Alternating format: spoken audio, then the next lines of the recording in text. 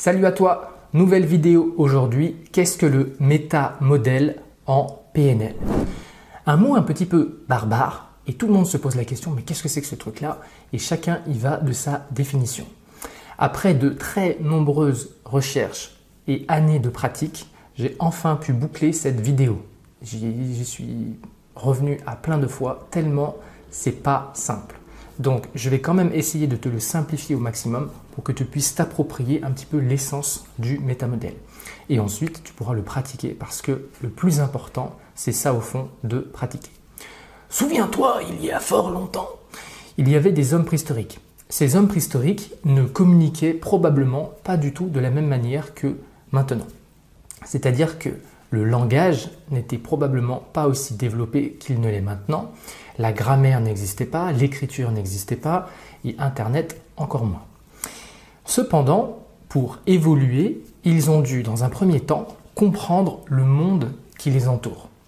Dans un second temps, créer un système qui permet justement de partager, de décrire le monde qui les entoure. Et c'est là qu'on va rentrer à l'intérieur du métamodèle. En fait, qu'est-ce que c'est le langage? Le langage est un système qui permet de décrire par exemple ce qui se passe à un instant T. Si l'homme préhistorique a très faim, alors à l'intérieur de lui, son estomac va gargouiller, son ventre va faire et il ressent quelque chose de particulier. S'il a envie de partager ça au restant de la meute, alors il lui faut un système, il lui faut un langage. Donc une des premières fonctions du langage est la description. Je me sens j'ai faim par exemple, eh bien il a besoin d'un langage pour partager ça au restant de la meute. Si jamais il veut donner le spot pour aller cueillir des figues à un endroit donné, il a également besoin du langage pour transmettre la description, les coordonnées de l'endroit pour aller chercher les figues. Il peut dire, alors tu vois le bananier, ensuite tu avances 100 mètres tout droit, puis tu vas 50 mètres sur la droite, puis tu vas 50 mètres tout droit, etc. Mais les indications qu'il va donner, finalement, ne sont là que pour transmettre et décrire des informations au restant du groupe. Donc voilà, petit rappel sur les fonctions du langage. C'est là qu'interviennent les mecs de la grammaire transformationnelle. Donc ces mecs-là, dont principalement Noam Chomsky, ont commencé à se poser des questions et à construire toutes les façons de communiquer. Ils ont modélisé le langage. Ils étaient très déterminés et ils se sont dit « Ok, on va vraiment cartographier l'ensemble du langage ». Et ces mecs-là s'appellent les grammairiens transformationalistes. À partir de là, il y a nos deux compères Richard Bandler et John Grinder, les créateurs de la PNL, qui se sont fortement inspirés de la grammaire transformationnaliste et ils en ont créé leur propre modèle. Donc je reprends. Le langage est déjà un modèle. Okay? C'est un modèle qui permet de comprendre le monde qui nous entoure. Donc, il y a le monde qui nous entoure, une foule d'expériences qu'on vit à un instant T, et on a besoin d'un langage, donc d'un modèle pour décrire et partager ça. Ensuite, tu as les grammairiens transformationnalistes qui ont modélisé le langage. Ils ont pris l'ensemble du langage et ils l'ont codifié. Ils en ont fait plein de modèles pour décrire tout l'ensemble des règles syntaxiques, grammaire, tout. Ils ont tout codifié. Et donc déjà, ce premier codage, c'est déjà un métamodèle. Mais ce n'est pas le même métamodèle que le métamodèle qu'on connaît en PNL. Ok? Donc il y a le langage. Noam Chomsky et ses potes, ils ont fait un métamodèle du langage, ils ont modélisé le langage. Et ensuite, tu as Bandler et Grinder qui arrivent et qui disent « Attends 2 secondes, ça, nous, notre but c'est quoi? C'est aider les gens dans un but thérapeutique. Donc ça, on s'en fout, ça, on s'en fout, ça, on s'en fout, ça, on s'en fout. » En fait, il y a énormément de choses issues du modèle de Noam Chomsky dont ils se foutent éperdument. Donc en fait, ils ont pris ça, ils ont viré et ils ont créé leur propre métamodèle, donc leur propre modèle qui s'appelle donc le métamodèle. Mais souviens-toi que les modèles de la grammaire transformationnaliste sont déjà un métamodèle, sauf que ce n'est pas le même. Ici, ce qui va nous intéresser, c'est le métamodèle de la PNL. Le but principal, c'est aider les gens en actualisant leur perception. Je t'explique. Pour comprendre le monde, on a besoin de le cartographier. D'accord? On a besoin de faire ça, observer autour de soi et d'un coup, paf! On va commencer à créer un modèle du monde. Pour ce faire, le cerveau va passer par 3 moulinettes principales. La première moulinette principale, et donc là on est vraiment dans le métamodèle de la PNL, ça s'appelle les suppressions. La deuxième moulinette principale s'appelle les distorsions. La troisième moulinette principale s'appelle les généralisations. Donc la modélisation humaine va passer par 3 moulinettes principales, les suppressions, les distorsions, les généralisations. Je vais t'en donner quelques exemples tout de suite. Le premier processus, les suppressions.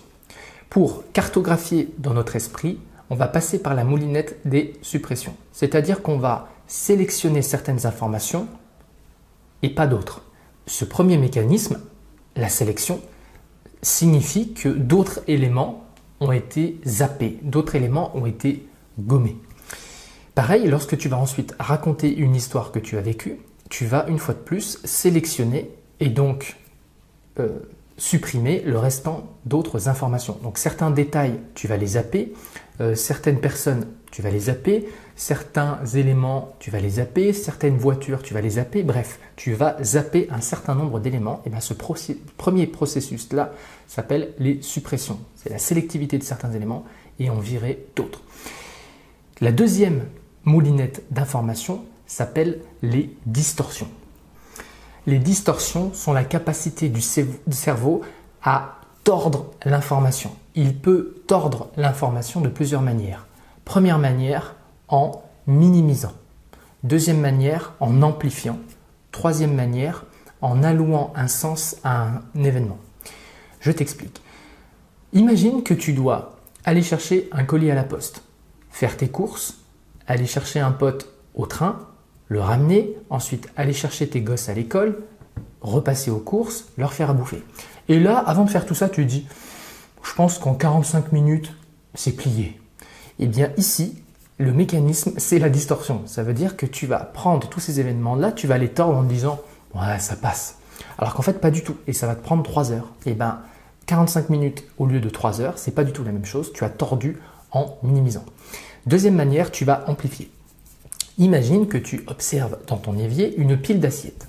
Là, tu regardes la pile d'assiettes et tu vas être pris d'une terreur intérieure, te dire « Oh mon Dieu, mais c'est terrible, il me faudra 3 heures pour faire la vaisselle. » Alors qu'en temps effectif de vaisselle, c'est 5 minutes. Donc le cerveau, une fois de plus, a pris 5 minutes qu'il a tordu par une foule de processus et ça s'est transformé en une perception de 3 heures. La réalité, c'est pas 3 heures, c'est la perception qui est 3 heures. Donc ça, c'est l'amplification dans les distorsions. Et ensuite, tu vas allouer un sens à une information. Il arrive quelque chose, un événement, et tu vas en déduire quelque chose. Cette déduction est une fois de plus un processus de distorsion. Par exemple, petite anecdote, une fois j'avais parlé avec quelqu'un et voilà, qui avait une quarantaine d'années, et je lui ai dit, mais est-ce que tu as le permis? Il me dit, non, j'ai pas le permis. Je lui ai dit, ah bon, mais t'as pas envie de le passer? Il me dit, si, je l'ai passé 2 fois, mais je l'ai raté. Voilà, ça signifie que je ne suis pas fait pour ça. On reprend. J'ai raté mon permis 2 fois signifie que je ne suis pas fait pour ça. En fait, il a alloué un sens au fait d'avoir échoué 2 fois de passer son permis.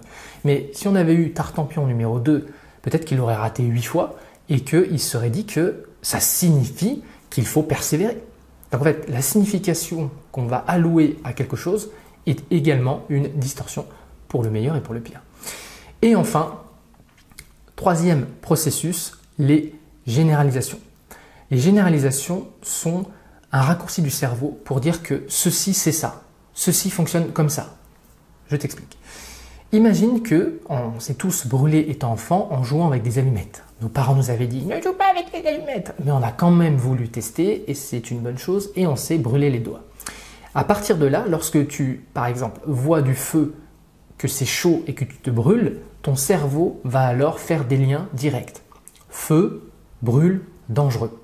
Et ensuite, il va généraliser ce processus-là à tous les trucs chauds. Donc, dès que tu vas voir ou sentir un truc chaud, ton cerveau va faire « Ouh là là là là, c'est dangereux ». Et bien, ce mécanisme-là, c'est la généralisation. Une fois de plus, ce mécanisme, c'est pour le meilleur et pour le pire. Tu peux généraliser des choses qui vont rendre ta vie merveilleuse, comme l'inverse, te pourrir la vie ad vitam jusqu'à ce que tu les modifies. Donc voilà pour les généralisations. Et tu vas me dire, et le métamodèle dans tout ça? Eh bien, on y va. Je vais t'expliquer par juste 3 petits exemples les suppressions, distorsions, généralisations. Donc j'écris des phrases, on y va. Pour les suppressions, le client, par exemple, va te dire « Je ne sais pas si je peux me le permettre ». Avec un air songeur, là, tu vas lui dire « Vous permettre quoi ?» Et il va te répondre « Bah, de me détendre et de prendre des vacances ». Reprenons. Donc, je ne sais pas si je peux me le permettre. Ici, on distingue une suppression, puisque me le permettre, on ne sait pas du tout de quoi parle la personne. Donc en fait, tu vas appliquer donc le métamodèle en posant la question « Vous permettre quoi ?» Une autre question, c'est « Mais de quoi vous parlez ?» Point d'interrogation. En fait, quand tu poses cette question-là, tu es en train de faire du métamodèle. Tu es en train d'appliquer le métamodèle de la PNL pour aller choper des informations que tu n'avais pas. Deuxième exemple sur les distorsions. La personne te dit, ton client te dit « C'est horrible, je n'arrive pas à me motiver à faire la vaisselle » avec un air stressé. Là, tu vas lui dire « Ah bon, comment arrivez-vous à ne pas faire la vaisselle ?» Et là, ton client va te dire « J'imagine une pile de 3 mètres de haut d'assiettes, de couverts en tout genre. Ça sape ma motivation. » Et bien ici, on repère une distorsion. Une fois de plus, l'amplification du phénomène réel. La pile, je ne pense pas qu'elle fasse 3 mètres. Donc là, on repère qu'il y a bien tordage de la réalité. Et après, on peut poser d'autres questions. 3 mètres de haut, vraiment? Pour être une question du métamodèle pour aller questionner justement cette distorsion. Troisième exemple, généralisation. Le client va dire par exemple « C'est affreux, je ne pourrai jamais me mettre en couple » avec un air dépité. Le coach va dire « Ah bon? Comment ça ?» Et la cliente va dire « Les hommes sont tous les mêmes, des mufles, on ne peut jamais leur faire confiance. » Eh bien ici, tu vas repérer dans un premier temps les mots qui sont des généralisations. Par exemple, jamais, on repère les généralisations à base de jamais. Tous, d'accord? Ils sont tous des mufles, ça veut dire que il y a probablement 1 ou 2, 3 mufles qu'elle a rencontrés. Elle a pris ces mufles-là, elle les a généralisés à toutes les catégories d'hommes. C'est pour ça qu'elle va dire ce sont tous des mufles. Donc tous, on repère la généralisation et jamais, on repère la généralisation. Voilà, donc pour conclure, je reprends. Le métamodèle a été fabriqué à partir de l'observation de thérapeutes exceptionnels. Donc souviens-toi, il y avait Virginia Satir, Fritz Perls et Milton Erickson. Ces 3 thérapeutes-là avaient été identifiés par Richard Bandler et John Grinder comme étant des thérapeutes hors du commun. Ils les avaient suivis, ils les avaient observés, ils les avaient interviewés, ils avaient décortiqué de A à Z leurs travaux. Et en fait, ce qui est rigolo, c'est qu'ils ont déclaré que ces thérapeutes n'avaient absolument rien à voir. C'est-à-dire que quand tu passais du temps avec Erickson, avec Satir et Perls, tu avais l'impression, et je pèse mes mots, qu'ils ne faisaient pas du tout le même travail. Cependant, en analysant et en décortiquant, ils ont pu comprendre qu'en fait, s'il y avait des structures communes qui étaient toujours les mêmes. Et en fait, c'est comme ça, entre autres, qu'ils ont créé leur métamodèle. Le métamodèle, c'est la capacité du thérapeute à aller mettre à jour la carte mentale de son client. Le client a fait des raccourcis avec des distorsions, des généralisations et des suppressions. Et en fait, Fritz Perls, Virginia Satir et l'autre arrivaient à mettre à jour, comme une mise à jour de la carte mentale, tout ça pour simplement les aider à aller mieux, à casser des liens tordus, à leur donner plus de choix, à leur donner plus de liberté, à les rendre plus heureux. Donc en fait, si on pouvait résumer, la pulpe du métamodèle, c'est améliorer la vie des gens grâce à une méthodologie de questionnement. Voilà, j'espère que ça t'a plu. Tu peux mettre un gros like à cette vidéo, elle m'a demandé beaucoup de travail. Tu peux t'abonner à cette chaîne. Dans la description, tu as mes séminaires, mes formations, mes ateliers si jamais tu veux aller plus loin. Et je te mets également dans la description un lien pour télécharger le résumé de cette vidéo. Comme ça, tu pourras le voir visuellement et ce sera plus simple pour toi qu'à l'oral peut-être. Dans la description.